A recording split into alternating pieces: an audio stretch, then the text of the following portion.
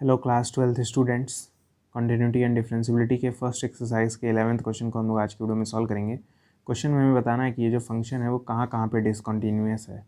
ये जो फंक्शन है वो कहाँ कहाँ पे डिसकंटिन्यूअस है, यही हमें बताना है। फंक्शन को प्रॉब्लम सिर्फ 2 पर हो रहा है, क्योंकि 2 के पहले फंक्शन की वैल्यू कुछ और हो जा रही है, 2 के बाद फंक्शन की वैल्यू कुछ और हो जा रही है। तो हमें बस कॉन्टीन्यूटी जो है वो सिर्फ 2 पर चेक करना होगा। तो मैं लिखूँगा checking continuity at x equals to 2। ठीक है, हम लोग सिर्फ 2 पर कॉन्टीन्यूटी चेक करेंगे।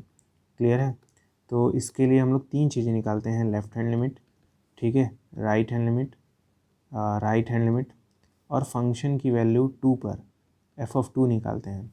ठीक है, लेफ्ट हैंड लिमिट निकालने का फॉर्मूला क्या होता है, limit x goes to 2 minus मतलब लेफ्ट हैंड लिमिट, ठीक है, और 2 प्लस मतलब होता है राइट हैंड लिमिट। तो limit x goes to 2 plus f(x), ये राइट हैंड लिमिट का फॉर्मूला बन जाएगा।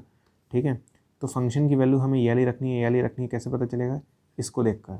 देखिए इसका मतलब क्या होता है, x टेंड्स टू 2 माइनस मतलब x 2 से छोटा है, x टेंड्स टू 2 माइनस मतलब x 2 से छोटा है, और अगर x 2 से छोटा है तो फंक्शन की वैल्यू जो है वो ये हो जा रही है।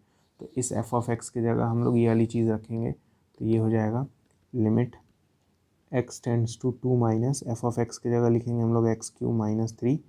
ठीक है, अब इस x की जगह सिंपली 2 पुट कर देंगे तो ये जाएगा, ये क्या हो जाएगा, ये हो जाएगा आपका 2 का क्यूब माइनस 3 विच इज़ 5। ठीक है, सिमिलरली इस f(x) की जगह ये रखना है कि ये रखना है, कैसे पता चलेगा, इसको देखकर। यहाँ पे क्या लिखा है, x tends to 2 plus, x tends to 2 plus मतलब x की वैल्यू 2 से बड़ी है, और अगर x की वैल्यू 2 से बड़ी है तो इसका मतलब फंक्शन की वैल्यू ये होगी। तो हम लोग इस f(x) की जगह ये चीज़ रख देंगे, काम हो जाएगा हमारा। तो मैं लिखूँगा limit x tends to 2 plus f(x) की जगह मैं लिखूँगा x² प्लस 1, तो ये जाएगा 2 का स्क्वायर प्लस 1, तो ये जाएगा आपका 5। ठीक है, अब क्योंकि ये दोनों सेम आ रहा है तो हम लोग f(2) भी निकालेंगे। f(2) मतलब फंक्शन की वैल्यू 2 पर। तो देखिए यहाँ पे x less than equal to 2 लिखा है, मतलब x की वैल्यू यहाँ पे इक्वल लिखा है और 2, मतलब x की वैल्यू 2 हो सकती है, और जब x की वैल्यू 2 होगी तो फंक्शन की वैल्यू ये होगी।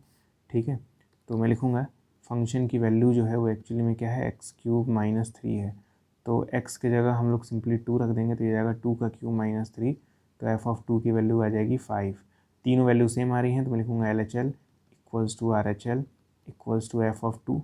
इसका मतलब ये होगा कि f is continuous at x equals to 2।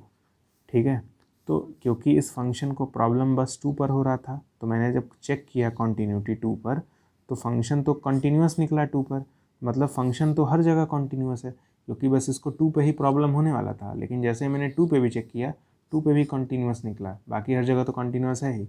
इसका मतलब ऐसा कोई पॉइंट ही नहीं है जहाँ पे फंक्शन डिसकंटिन्यूअस हो। तो मैं लिखूँगा no point of discontinuity, no point of discontinuity. इसके पास कोई पॉइंट ही नहीं होगा जिस पे फंक्शन डिसकंटिन्यूअस हो जाए। उम्मीद करता हूँ आपको ये वीडियो समझ में आया होगा। अगर समझ में आया तो वीडियो को लाइक करिएगा, कमेंट बॉक्स में f(-8) बताइएगा क्या होगा। ठीक है, मिलते हैं अगले वीडियो में, तब तक के लिए गुड बाय।